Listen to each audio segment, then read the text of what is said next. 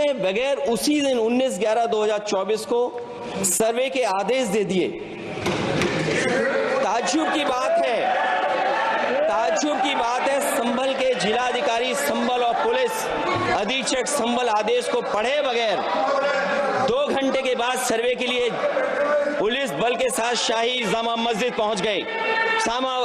जामा मस्जिद की कमेटी, जनप्रतिनिधि, उलेमा इकराम, सभी अधिवक्ताओं ने सहयोग दिया। जिलाधिकारी संभल और पुलिस अधीक्षक संभल ने 2.5 घंटे सर्वे के बाद कहा सब सर्वे पूरा हो चुका है और अब रिपोर्ट कोर्ट को भेज दी जाएगी। लेकिन दिनांक 22/11/2024 फ्राइडे को जुमे की नमाज के लिए लोग नमाज अदा करने के लिए जामा मस्जिद पहुंचे, लेकिन पुलिस प्रशासन ने बैरिकेड लगा दिया ताकि लोग नमाज न पढ़ सकें। उसके बाद भी लोगों ने संयम बरतते हुए नमाज अदा की और किसी प्रकार का विरोध प्रदर्शन नहीं किया। 29/11/2024 को कोर्ट की अगली तारीख तय थी। शाही जामा मस्जिद की कमेटी और मुस्लिम समाज के सभी लोग कोर्ट में केस की पैरवी के लिए तैयारी कर रहे थे, परंतु दिनांक 23/11/2024 की रात पुलिस प्रशासन द्वारा कहा गया 24/11/2024 यानी अगले दिन सुबह को दोबारा सर्वे किया जाएगा। शाही जामा मस्जिद कमेटी और अधिवक्ता ने कहा कि इस सर्वे तो मुकम्मल हो चुका है, अब दूसरे सर्वे की क्या आवश्यकता है। कोर्ट के आदेश का हमने पालन कर दिया, अगर दूसरे सर्वे कराना है तो दोबारा आदेश करवाएं, कोर्ट के आदेश के बाद हम दोबारा सर्वे करा देंगे। लेकिन जिलाधिकारी संभल और पुलिस अधीक्षक संभल ने कोई सुनवाई नहीं की और तानाशाही दिखाते हुए सुबह के वक्त से पहले शाही जामा मस्जिद आ गए। शाही जामा मस्जिद कमेटी और मुस्लिम समाज के लोगों ने फिर भी धैर्य रखा और दोबारा सर्वे के लिए अंदर ले गए। सर्वे के दौरान करीब 1.5 घंटा बाद जब जनता को सूचना मिली तो वो इकट्ठा होना शुरू हो गए। लोगों ने सर्वे का कारण जानना चाहा तो सर्किल ऑफिसर ने उनके साथ गाली गलौज की और लाठीचार्ज करवाकर बुरी तरह जख्मी कर दिया।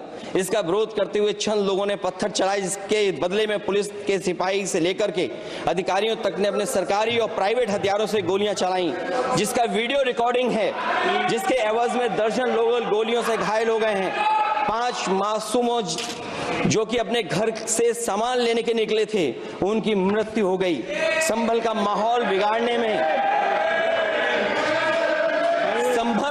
संभल का माहौल बिगाड़ने में याचिका दायर करने वाले लोगों के साथ पुलिस और प्रशासन के लोग जिम्मेदार हैं। इनको निलंबित किया जाना चाहिए और हत्या का मुकदमा चलाया जाना चाहिए, जिससे कि लोगों को इंसाफ मिल सके और आने वाले समय में कोई इस प्रकार की संविधान के खिलाफ और गैर कानूनी घटना को अंजाम न दिया जा सके।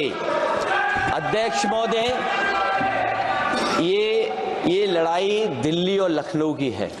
प्लीज कभी दिल्ली पहुंचे थे जिस रास्ते, वही लखनऊ वाले उसी रास्ते पहुंचना चाहते हैं। उज्जर रमन सिंह जी 2 मिनट बोल रहे, आप 1 मिनट बोल रहे हैं। हो गया विषय आपका अखिलेश जी विषय हो गया आपका। शून्यकाल से अखिलेश यादव जी।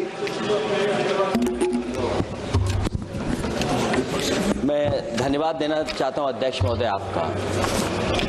नहीं, हम जो कमिटमेंट करते हैं ना उसको पूरा करते हैं, लेकिन सब दलों के नेताओं की बात में कमिटमेंट होने के बाद भी आप बेल पे आए जो ठीक नहीं है। अध्यक्ष महोदय, कमिटमेंट में, क्रेडिबिलिटी में आपका कोई जवाब नहीं। नहीं, ये दिख रहा मैं। लेकिन दाईं तरफ वाले लोगों का थोड़ा हिसाब किताब अलग है।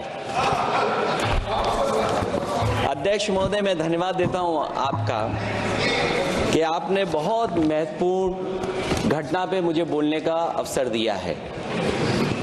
संभल जो इसलिए जाना जाता था कि भाईचारे के साथ वहां रहते हैं लोग, वहां अभी से नहीं, सदियों पुराना भाईचारा हजारों साल से इसी तरह रहते आए हैं। लेकिन अचानक ये जो घटना हुई है, ये सोची समझी रणनीति के तहत वेल प्लान्ड हुआ है और वहां के भाईचारे को गोली मारने का काम हुआ है। जो घटना हुई है वो सोची समझी साजिश है।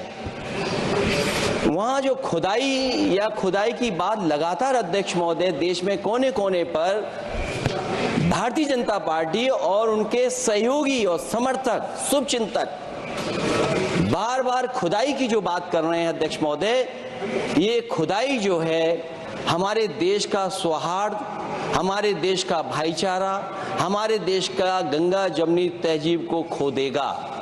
मैं आपका धन्यवाद इसलिए भी देता हूं कि इस महत्वपूर्ण जो साजिश हुई, और वो साजिश सोची समझी इसलिए मैं बोल रहा हूं। उत्तर प्रदेश का चुनाव था, पहले 13 तारीख को चुनाव होना था और 13 तारीख के चुनाव को उन्होंने बढ़ा करके 20 तारीख कर दिया। और इस जो घटना है मैं आपके सामने पढ़ना चाहता हूं। अध्यक्ष महोदय,